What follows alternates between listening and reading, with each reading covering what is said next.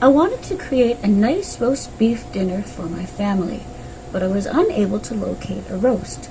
So, using stewing beef instead, this is what I came up with in my crock pot.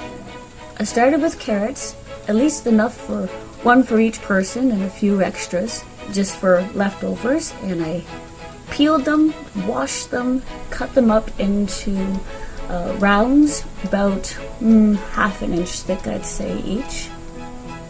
And then I also had some potatoes, which I washed and left with the peels on and quartered them up into good sized pieces.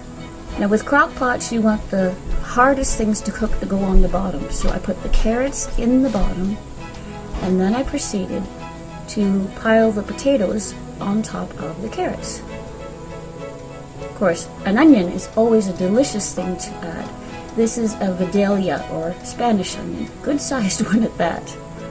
So I peeled it down and I cut it up. I'm not going to use the whole thing because this was quite a large onion, and with leftovers there's no need to cry. I arranged the onion around the outside so that the flavors will go all down in and through, and it leaves room for me to put my stewing beef. So I've got here a whole kilogram of pre-cut stewing beef. So I'm going to put this on top. Now I'm going to let you know, I put it on top here, but I would suggest perhaps putting it in the bottom. It did come out a little tougher, but it still was very delicious. We need some moisture in this, so I'm going to add 1 cup of water. Just going to pour that in, and I'm going to add a little extra flavor. I have some Montreal steak spice that we enjoy playing with, and I'm just going to sprinkle it on top of the meat here as I go along. If I put the meat in the bottom, I just sprinkle it over the top anyway.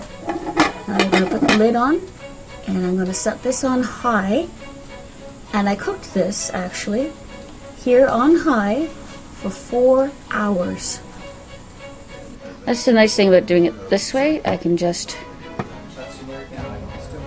take a look. Whoops! Steamed up my camera. There we go. Doesn't that look delicious? And as I say, the meat actually turned out very well. It was cooked all the way through.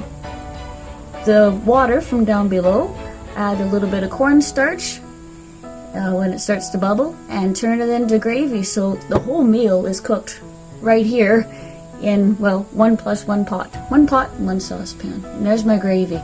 Turned out very nicely. Awesome flavor from the onions and the vegetables and everything. Because it was stewing beef, I divvied it all up into different bowls, with the beef and the onions in one, the carrots in another, and the potatoes in the far one there. And that was my delicious meal for my family. I hope you get a chance to try this out. It's a nice, easy way to do it if you can't find a roast. Enjoy!